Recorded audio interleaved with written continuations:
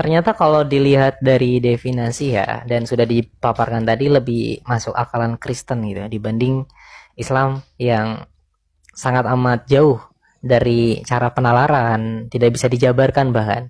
Kita hanya manut-manut gitu loh.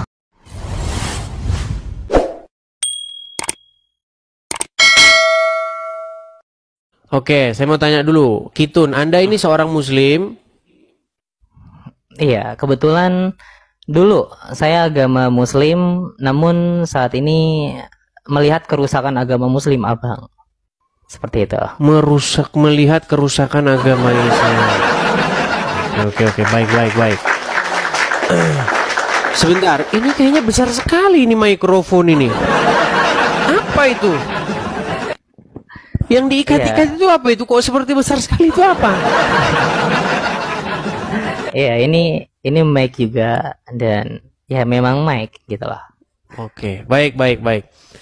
Jadi sekarang ini Anda ini masih Islam atau bagaimana? Sudah keluar ya karena banyak sekali kerusakan di agama Islam. Dan saya sepakat dengan Abang Edis TV bagaimana di Padang ya emang sudah tidak seperti manusia gitu. Aneh. Oke, baik. Coba saya tes dulu nih, Anda jangan-jangan ngaku Muslim. Coba, kalau Anda orang yang sudah meninggalkan agama Islam, coba saya pengen mendengar bacaan Quran Anda lah atau doa sholat ketika Anda masih percaya agama Islam. Coba surat Al-Muluk, Ah, coba. iya. A'udzu billahi minasyaitonir rajim. Bismillahirrahmanirrahim. Tabarakalladzi biyadihil mulk wa huwa ala kulli syai'in qadir. Alladzi khalaqal mauta wal hayata liyabluwakum ayyukum ahsanu amala wa huwal azizul ghafur. Sah ini Muslim. Alladzi Ya, udah oke. Iya, coba apa yang membuat Anda akhirnya meninggalkan agama Islam nih, Kitun?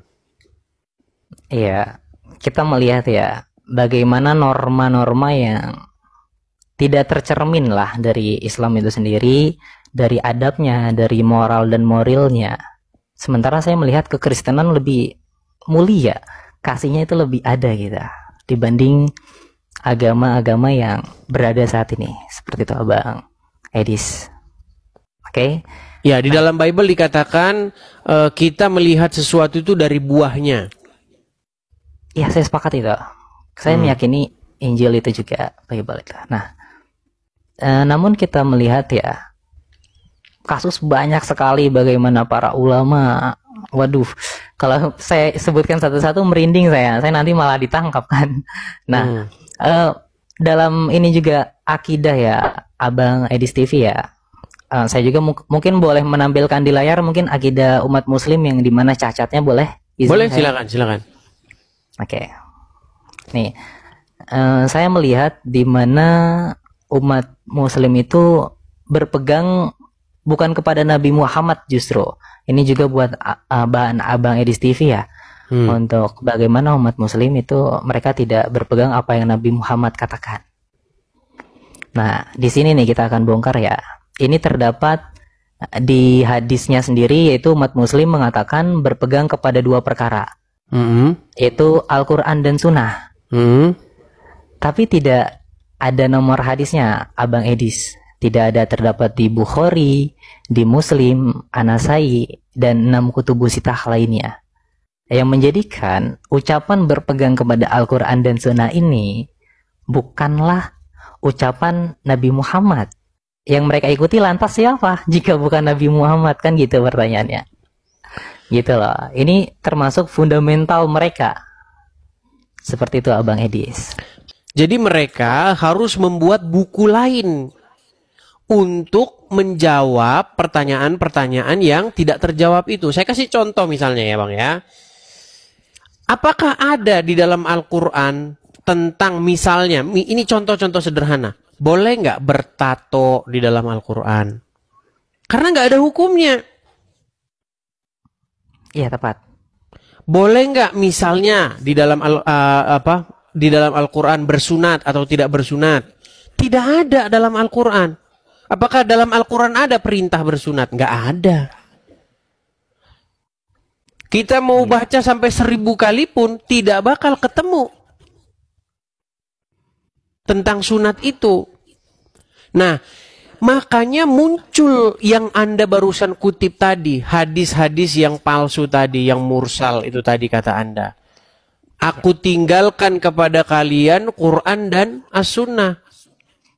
Sebenarnya ayat itu dikarang supaya apa? Supaya umat muslim punya jawaban atas dalam tanda kutip absennya Al-Quran menjawab pertanyaan-pertanyaan itu. Maka dikaranglah kitab-kitab lain untuk menyempurnakan Al-Quran yang memang tidak lengkap. Saya sepakat Al-Quran tidak lengkap memang. Tidak lengkap. Tetapi ada ayat Al-Quran yang mengatakan bahwa Al-Quran itu menjelaskan segala sesuatu. Di dalam surat An-Nahl ayat 89, sesungguhnya Al-Quran itu adalah kitab yang menjelaskan segala sesuatu. Tapi ketika ditanya apakah kita harus sunat atau tidak, Quran nggak tahu. Iya, betul-betul. Bahkan hukum hakamnya pun tidak jelas ya. Nabi Muhammad tidak mengatakan dan beliau mengadakan suatu perkara yang baru. Iya. Seperti ilmu yang mungkin Abang Edis lebih mengetahui ya, soal ilmu mantik, sorof, balago kan Nabi Muhammad tidak pernah mengajarkan. Nggak ada. Itu semua karang-karangan para ulama begitu. Mereka harus membuat yang sedemikian rupa, yang sedemikian rumit untuk menghalangi orang Islam membuka Al-Quran. Makanya dikatakan, kalau kamu tidak sesuai dengan pemahaman para ulama, kamu sesat. Itu adalah sebagaimana mereka akan membuat sebuah pengaruh begitu terhadap orang-orang awam sehingga mereka akhirnya dikontrol. Iya. Akhirnya mereka tidak punya keberanian untuk mendalami Al-Quran. Mereka tidak punya kapasitas untuk memahami Al-Quran. Yang punya kapasitas hanya ulama-ulama saja begitu. Iya, dan juga saya akan menampilkan satu layar lagi, boleh ya, Pak? Silakan. Ini ada yang dikategorikan Nabi Muhammad justru yang mengatakan para ulama di akhir zaman. Jadi Nabi Muhammad yang sendiri yang memberikan sebuah justifikasi kepada mereka gitu lah. Ini terdapat di Al-Misikat Al-Masabi, hadisnya juga sahih nomor 276, di mana mengatakan Nabi Muhammad di akhir zaman Islam hanya tinggal namanya gitu. Iya, betul. Dan Al-Quran tulisannya saja, masjidnya megah namun tidak ada hidayah di dalamnya. Nah, dilanjutkan oleh Nabi Muhammad di sini, para ulama, nah di atas ini nih, para ulama mereka orang yang paling sejahat-jahatnya makhluk. Iya. Tapi gini Bang, itu semua bertentangan dengan omongan Muhammad sendiri. Pokoknya setiap Muhammad ngomong sesuatu, nanti ada yang bertentangan dengan omongannya itu. Contoh ini, bahwa agama Islam nanti itu akan terasa asing, betul nggak? Bahwa agama Islam itu akan ditinggalkan, bahkan orang merasa aneh dengan sebutan agama Islam, betul? Ya, artinya menurut prediksi Muhammad agama Islam itu akan punah, akan musnah, betul? Iya, akan habis. Tapi nanti di sisi yang lain mengatakan Islam akan berjaya. Makanya satu sama lain akan cakar-cakaran. Muhammad itu akan Anda dapati sebagai orang yang tukang ngigau. Tiba-tiba nggak ada angin, nggak ada petir, dia ngomong. Contoh, salah satu yang membuat ini, contoh, masalah misalnya tentang apa, yang umum yang orang Muslim ini, misalnya sholatlah kamu sebagaimana kamu melihat saya sholat gitu. Oke. Ya kan ada hadis itu. Coba dalam rangka apa Muhammad ngomong begitu? Siapa lawan bicaranya? Saya belum tahu sampai sana. Mungkin Muhammad lagi ngomong sama angin. Okay. Saya mau nanya, izin bertanya sama Abang Edi Silakan, boleh? silakan. Tapi saya ingin bertanya satu hal ya. Menurut Abang Edis itu, saya masih ingin memahami, mendalami agama kekristenan.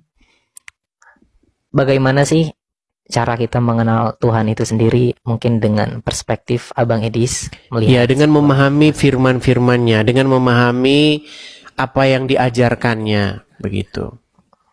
Makanya saya sarankan uninstall Quran, install Bible. Gitu. Jadi bagaimana kita memahami atau ingin mengenal Tuhan, pelajarilah Bible. Baca, ya kan? Dari A sampai Z, begitu. Ya, bahwa Al-Quran tiada lain adalah buku yang isinya banyak menjiplak isi Bible. Tapi jiplaknya buru-buru, sehingga ngaco balau.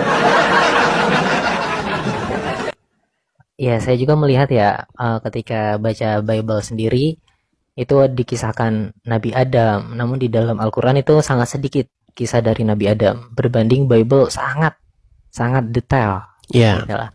Tapi sekalipun demikian, Bible tidak pernah mengklaim bahwa buku ini sangat detail, menjelaskan segala sesuatu. Nggak pernah Bible mengklaim buku seperti itu. Tapi Quran, buku yang hanya seperti itu. Buku ini menjelaskan segala sesuatu. Tapi ditanya, kenapa orang sunat? Quran tidak tahu. Dan banyak sekali yang berguru kepada ulama, ia tidak berguru kepada Qurannya itu sendiri. Iya. Gini loh, maksud saya, mereka mengatakan Nabi Muhammad tidak bisa baca tulis ya. Itu kan tuduhan ya. Sementara di dalam Al-Quran banyak ayat yang mengatakan Nabi Muhammad membaca gitu. Iya. Jadi mereka lebih mendengar kepada para ulama atau kepada Al-Quran itu sendiri. Kan dilema jadinya. Memang begini, Mak. Memang begitu dalam ajaran agama Islam. Mau versi Muhammad buta huruf ada. Mau versi Muhammad bisa membaca ada. Mau versi Muhammad hidupnya yang sedih-sedih, ya kan? Hidupnya yang sederhana ada. Mau Muhammad yang versi kaya ada. Ada. Mau Muhammad versi hidup susah, makan sampai ngutang ada. Mau Muhammad versi kaya, mendapatkan banyak emas dan perak ada. Makanya saya bilang, makin dipelajarin agama Islam, makin ingin orang akan mencampakkannya. Namun saya mau bertanya satu hal lagi boleh ya, Abang Edis? Apa itu? Izin. Bagaimana konsep daripada umat Kristen itu soal penebusan dosa Yesus Kristus itu menurut Abang Edis? Jadi konsep sederhananya gini, Bang. Hukum kita itu kan ada hukum Taurat. Hukum Taurat itu berisi tuntutan-tuntutan terhadap seseorang. Bagaimana seseorang itu hidup. Contoh ya, tuntutan. 10 tuntutan hukum Taurat. Jangan berzina, jangan mencuri, jangan bersaksi dusta. Itu kita ambil aja 3, nggak usah banyak-banyak. 1 aja lah, jangan mengucapkan saksi dusta. Atau jangan mencuri aja lah, jangan mencuri. Coba, ada nggak orang yang sanggup melakukan ini seumur hidupnya? Sudah tidak bisa ya, sulit mungkin. Sulit. Agak sulit. Dari mulai yang kecil-kecil saja, Bang, kita sudah mencuri. Dari zaman kecil udah maling mangga. Udah besar kita pun secara nggak sadar mencuri hak-haknya orang. Iya. Iya. Contoh, saya kasih contoh saja ya, saya kasih contoh. Gas di Indonesia, gas tabung yang kecil itu diperuntukkan bagi siapa? Untuk miskin. Iya. Rakyat miskin. Coba, ada nggak orang kaya yang beli itu? Nggak ada harusnya. Banyak ya, banyak. Banyak. Harusnya kan nggak ada. Betul. Coba, kita secara nggak sadar sebenarnya sudah mencuri. Nah, makanya apa yang dimaksud dengan konsep penebusan? Gini, Bang. Jadi Yesus itu sudah melakukan segala tuntutan hukum Taurat itu untuk saya, untuk setiap orang yang percaya. Jadi Oke. semua tuntutan itu sudah dipenuhi oleh Yesus. Makanya kami itu yang nggak mampu, nggak sanggup, yang gagal sudah diampuni, ditebus oleh karena Yesus. Itu maksudnya penebusan itu, Bang. Yesus itu kan digambarkan di dalam Bible sebagai tokoh yang taat sampai matinya. Karena nggak ada orang yang taat sampai mati. Sepakat. Iya, Yesus dia taat sampai mati, sampai disalibkan. Dia taat, tidak melakukan satupun kecacatan, tidak melakukan satupun kesalahan. Oke. Makanya konsep agama Kristen, oleh karena pelanggaran satu orang, yaitu Adam yang pertama, itu kan melakukan pelanggaran. Dia tidak taat kan? Iya, betul. Nah, karena ketidaktaatan satu orang, maka semua orang itu telah menjadi berdosa. Dosa itu telah menjalar kepada seluruh umat manusia. Karena ketidaktaatan satu orang itu, yaitu Adam. Tetapi ada Adam yang kedua. Yesus dikatakan dalam Bible itu sebagai Adam yang kedua. Nah, Adam yang kedua, dia taat sampai mati. Bahkan sampai mati disalibkan. Nah, ketika Yesus disalibkan, tercurah darahnya sampai mati, maka oleh karena ketaatan satu orang pula, maka setiap orang beroleh keselamatan. Jadi orang yang menerima Yesus itu adalah orang yang ditebus oleh karena Yesus sudah melakukan segala hukum, segala tuntutan hukum Taurat itu untuk dia. Terdapat di Markus 2, 1 sampai 12 ya. Boleh, silakan. Di sini kan mengatakan ya, di Markus 2 sampai 12, Yesus itu masih hidup dan dia mengampuni orang yang, dalam arti orang yang masih hidup. Dibaca saja boleh. Dibaca saja biar bacakan ini. ya. Iya.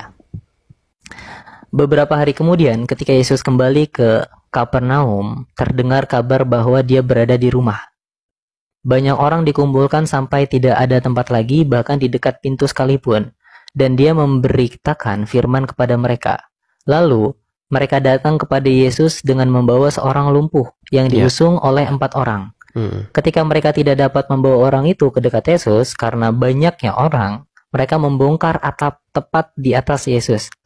Setelah membongkarnya, mereka menurunkan kasur tempat orang lumpuh itu terbaring. Ketika Yesus melihat iman mereka, dia berkata kepada orang lumpuh itu, "Hai anakku, dosa-dosamu diampuni." Oke. Namun, beberapa ahli Taurat yang duduk di sana bertanya-tanya dalam hati mereka, "Mengapa orang ini berkata seperti itu? Dia sedang menghujat. Siapa yang dapat mengampuni dosa-dosa selain Allah itu sendiri?" Yesus segera mengetahui dari dalam rohnya. Bukan, Yesus segera mengetahui isi hati mereka. Oh, itu isi hati mereka ya? Iya. Isi hati mereka, bahwa mereka bertanya-tanya dalam hati mereka. Ya. Dia berkata kepada mereka, "Mengapa kamu bertanya tentang hal itu dalam hatimu? Mana lebih mudah mengatakan kepada orang lumpuh itu, dosa-dosamu diampuni, atau mengatakan bangun, angkat kasurmu dan berjalanlah?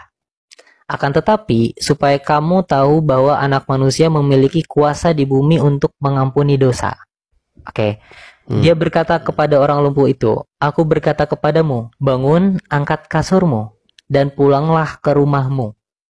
Orang lumpuh itu segera berdiri, mengambil kasurnya, dan pergi keluar melewati semua orang. Mereka semua takjub dan memuliakan Allah serta berkata, "Kami belum pernah melihat hal yang seperti ini." Markus 2, 1-12. Oke. Lalu, di sini berarti, Anda? berarti di sini sebetulnya Yesus tidak perlu menumpahkan darah ya. Dalam arti ia di mana dapat Yesus menumpahkan darah? Ini pemahaman-pemahaman yang orang salah paham. Di mana ada Yesus menumpahkan darah? Ya, sebentar. Maksud saya di sini berarti ketika hidup Yesus hidup, ia dapat mengampuni dosa, betul? Ya. Nah, berarti indikasinya ketika Yesus mengatakan hal ini dalam pengampunan dosa yang tadi Abang Edis katakan, ia ditebuskan dosanya karena penyaliban tersebut ya. Jadi dosanya siapa yang ditebus? Dosa seluruh manusia umat Kristen. Enggak, kata siapa? Dosa Islam tetap aja ada di situ. Dosa umat Kristen maksudnya. Enggak, bukan dosa umat Kristen. Setiap orang yang menerima Yesus, maka dia itu tidak diperhitungkan lagi dosa dan pelanggarannya. Oh, jadi sudah diberikan keselamatan ya? Iya. Jadi semua orang dituntut untuk melakukan apa yang tertulis di dalam hukum Taurat. Tetapi tidak ada yang sanggup melakukannya. Hanya Yesus yang sanggup melakukannya. Sampai akhirnya. Jadi tidak melakukan kesalahan satupun. Nah, karena hal itu maka itu dianggap sebagai kebenaran. Jadi tidak ada kecacatan lah dalam arti Yesus ini ya. Iya. Pada kesalahan-kesalahan tersebut. Iya, makanya dikatakan dia sebagai anak domba yang tidak bercacat celah. Masya Allah. Haleluya, haleluya. Iya, dan dia tidak datang mempersembahkan darah binatang, darah domba dibawa untuk seperti yang dilakukan oleh imam-imam besar. Tetapi dia membawa darahnya sendiri. Itu pengertiannya, maksudnya dia membawa kesolehan dan ketaatannya sendiri kepada Bapa di sorga. Karena apa yang diajarkan Muhammad dengan apa yang diajarkan Yesus itu bertolak belakang. Muhammad itu memberitakan Tuhan lain. Bukan Tuhan dalam Bible. Oke. Coba Tuhan siapa yang diberitakan oleh Muhammad? Allah Subhanahu wa Ta'ala kan. Yang siapa dia itu? Tuhan yang dipercaya umat Muslim. Apakah itu adalah Tuhannya orang Quraisy, para penyembah berhala? Iya, itu sebenarnya Tuhan yang berbeda ya. Iya, makanya jadi nggak nyambung kita. Ya. Muhammad itu memberitakan Tuhan dari bangsanya sendiri. Tuhannya orang-orang Quraisy, para penyembah berhala.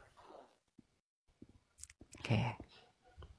Begitu. Makanya isinya itu ya suka-sukanya Muhammad.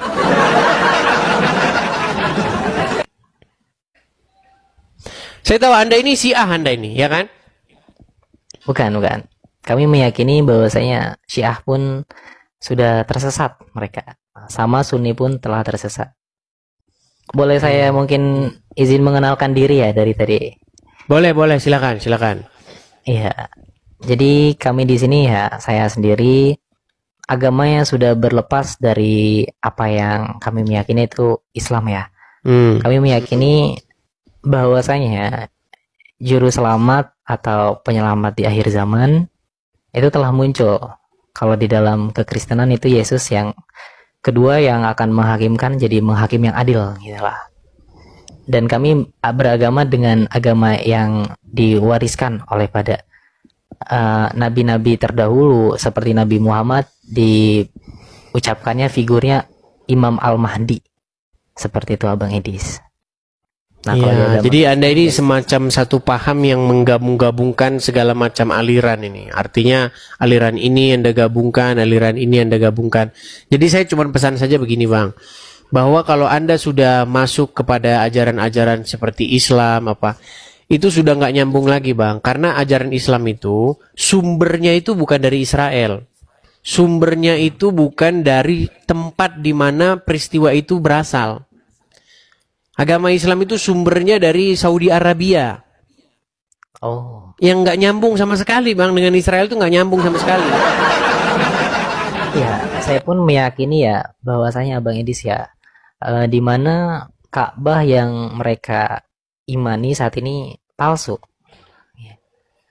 Ka'bah yang mereka Iya, tetapi di saat yang sama Anda mengutip Qur'annya itu juga. Itu yang jadi masalah. Coba apakah Anda mengimani Quran? Kami mengimani. Nah, berarti apa yang diceritakan dalam Quran? Coba Bang, siapa Tuhan di dalam Al-Quran? Ya di dalam Al-Quran itu Tuhannya satu ya, itu Allah Subhanahu Wa Taala. Nah, Allah itu siapa? Iya, Allah itu adalah Tuhannya Nabi Muhammad, Tuhannya umat Muslim. Yang itu saja yang Bukan, saya bukan. yakini. Sebelum Muhammad lahir, Allah itu dipuja, disembah oleh siapa? Oleh orang Quraisy. Iya, Tidak ada para belahan penyembah orang. berhala itu. Itulah Tuhan yang dipromosikan Muhammad. Oke, Gini.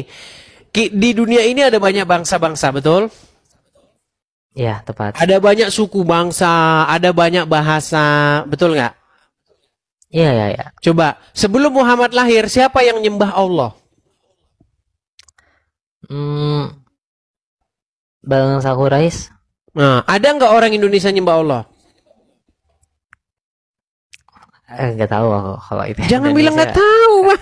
Karena mereka kan hanya. Kalau Anda bilang nggak tahu, berarti Anda nggak bisa melangkah maju lagi ke depan. Coba, kita orang Indonesia. Orang Indonesia ini terdiri dari banyak suku. Dan ada banyak bahasanya.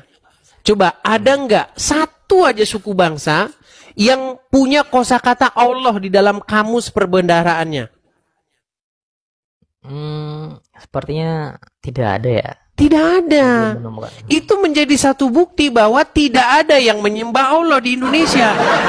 Waktu Muhammad belum lahir, tidak ada Allah disembah di Indonesia. Bahkan disebut pun tidak ada. Karena kosakatanya pun nggak ada. Setuju nggak? Oke. Nah, Setuju, coba sekarang kita pergi ke Jepang. Ada nggak di Jepang yang menyebut nama Allah sebelum Muhammad lahir? Atau waktu Muhammad masih kecil? Tidak ada juga sepertinya ya. Nggak ada. Coba, Lalu Allah itu Tuhan-Tuhan hanya yang disebut di mana? di Arab pada saat Nabi Iya, Muhammad di lingkup keluarga klannya, sukunya Muhammad. Jadi Tuhan yang itu yang sedang dipromosikan sama Muhammad. Tuhannya orang-orang Quraisy itu. Itu tidak pernah disebut oleh orang Israel, tidak pernah disebut oleh Musa, tidak pernah disebut oleh Yesus, nggak pernah. Begitu loh. Coba kalau misalnya saya katakan bahwa nama Tuhan itu Tungkriung gimana? Iya. ya cukup aneh lah kalau Tuhan itu Tungkriung. Iya. Nah, Muhammad mengklaim bahwa Tuhan itu Allah. Padahal tidak ada nabi-nabi terdahulu yang menyebut Allah. Begitu, Bang. Di dalam Bible kalau Anda baca sampai dari A sampai Z, intinya begini. Tuhan menciptakan manusia seturut atau serupa dengan gambarnya. Maksudnya, manusia itu sebenarnya merupakan pengejawantahan Tuhan di muka bumi ini untuk memelihara dan menguasai bumi ini. Jadi ketika Tuhan menciptakan segala sesuatu, diciptakannya semua yang ada, binatang-binatang, tumbuh-tumbuhan semuanya. Lalu Tuhan menciptakan manusia. Nah, manusia ini sebenarnya manifestasi Tuhan di muka bumi. Karena dia gambarnya. Kalau dalam bahasa Ibrani itu disebut selem. Selem itu maksudnya gambar, rupanya. Jadi kita ini sebenarnya rupanya Tuhan itu. Pengejawantahan kita ini sebenarnya. Nah, tapi gambar itu rusak. Oleh karena apa? Oleh karena pemberontakan. Kalau dalam bahasa Ibraninya itu, bahasa Bible-nya itu dosa. Dosa itu bahasa Ibraninya itu kata. Maksudnya itu kita itu nggak sesuai dengan peruntukannya. Nah, karena kita sudah meleset, maka ada manusia yang kedua. Yang datang yang kedua, Adam yang kedua. Karena Adam yang pertama itu gagal, sehingga semua keturunannya ini gagal semua. Jadi produk gagal semua. Nah, baru datanglah Yesus, yaitu manusia yang kedua, Adam yang kedua. Nah, dari lahir sampai matinya, Yesus itu dia tidak melakukan pelanggaran. Makanya yang Yesus tadi disebutkan membuat ya, yang kita 10 menjadi manusia pelanggaran baru. namun tidak. Gimana? Hmm. Lalu Tadi yang disebutkan Yesus, pelanggaran itu ia tidak melanggar. ya Yesus tidak melakukan pelanggaran itu. Makanya dia itu merupakan gambar daripada dia yang sejati, begitu.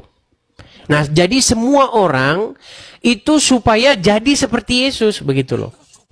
Makanya di dalam Yesus kita itu menjadi ciptaan baru. Menjadi manusia baru. Oke. Seperti itu. Jadi intinya biar nggak panjang lebar, biar nggak capek-capek, Anda juga kan belum pernah baca. Intinya begini loh, supaya kita itu hidup seperti Yesus. Jangan kayak Muhammad gitu loh. Kalau Anda belajar Islam, Anda itu disuruh hidup kayak Muhammad, bener nggak? Iya, tata caranya, wudunya bahkan. Iya. Iya, seperti itu. Jadi Muhammad itu merupakan sebuah, kalau bahasa Islamnya itu suri tauladan.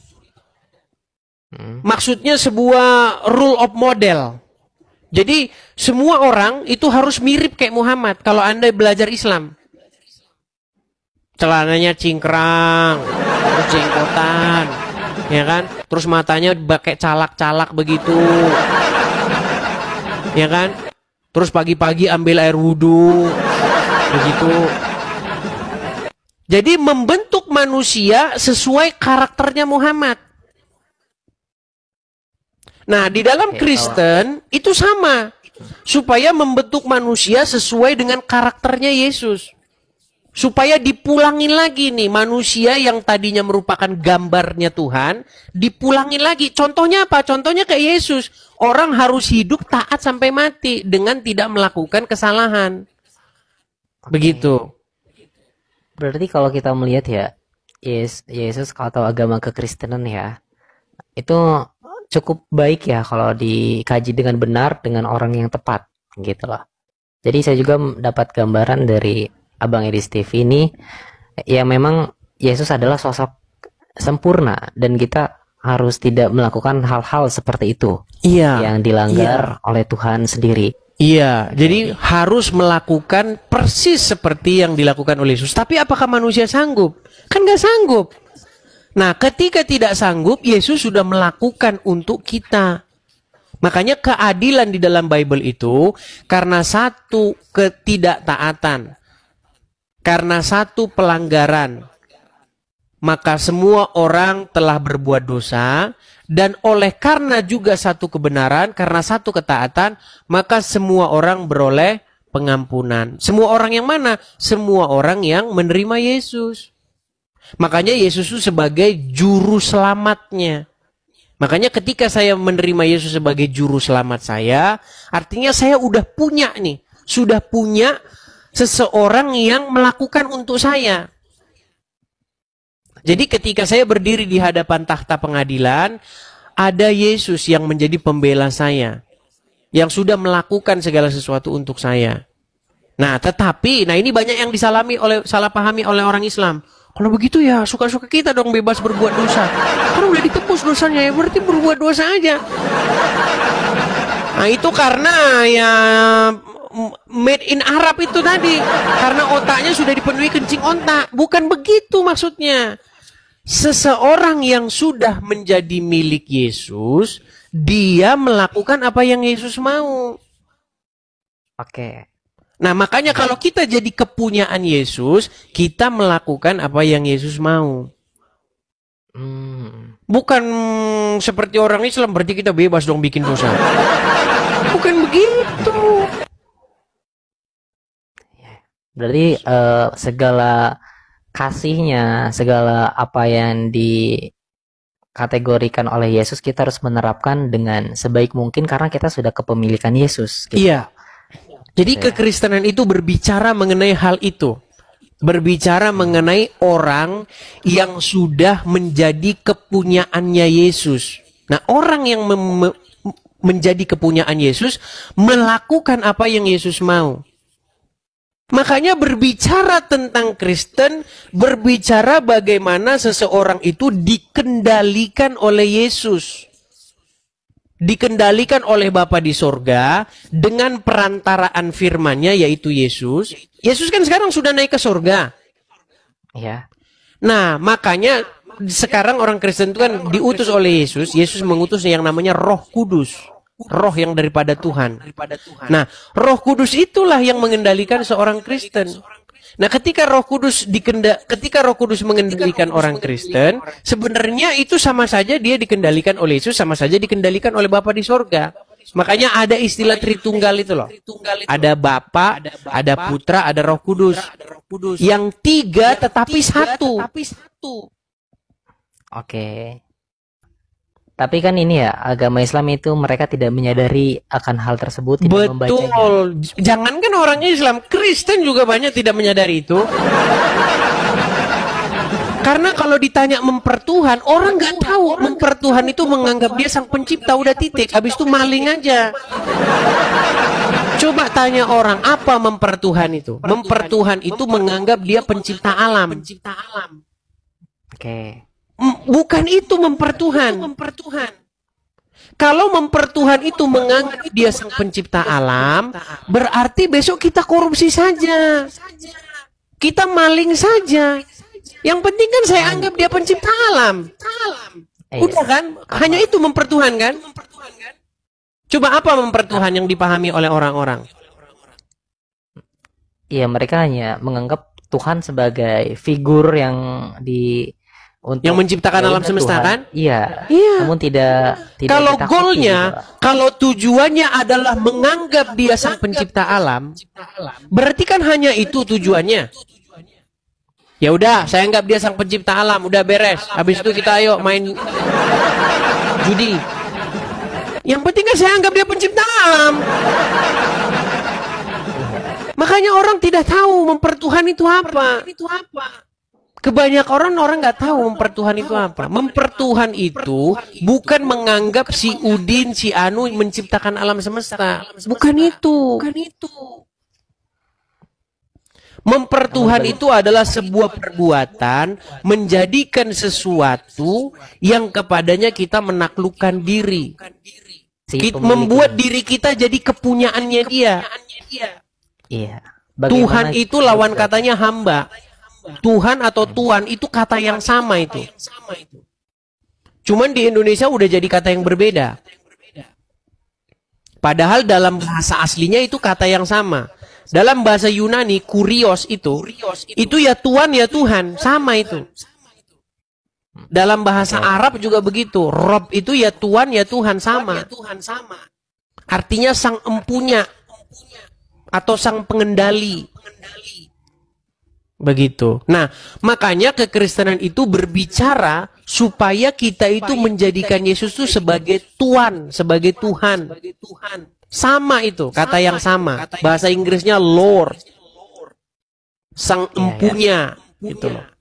Ternyata kalau dilihat dari definisi ya, dan sudah dipaparkan tadi, lebih masuk akalan Kristen gitu ya, dibanding Islam yang sangat amat jauh dari cara penalaran, tidak bisa dijabarkan bahkan.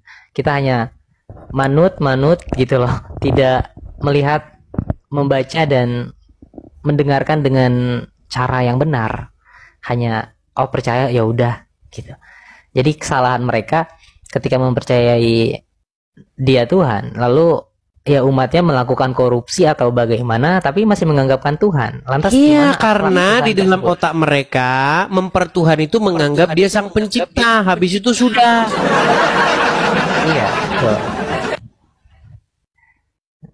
Gitu loh. Jadi dengan itu ya ternyata emang umat Kristen lebih loyal dan lebih baik karena mereka tahu apa itu esensi Tuhan dan bagaimana cara memperlakukan dibanding agama Islam itu sendiri. Ya, yang dipahami banyak orang seperti itu, Bang. Makanya orang nggak paham.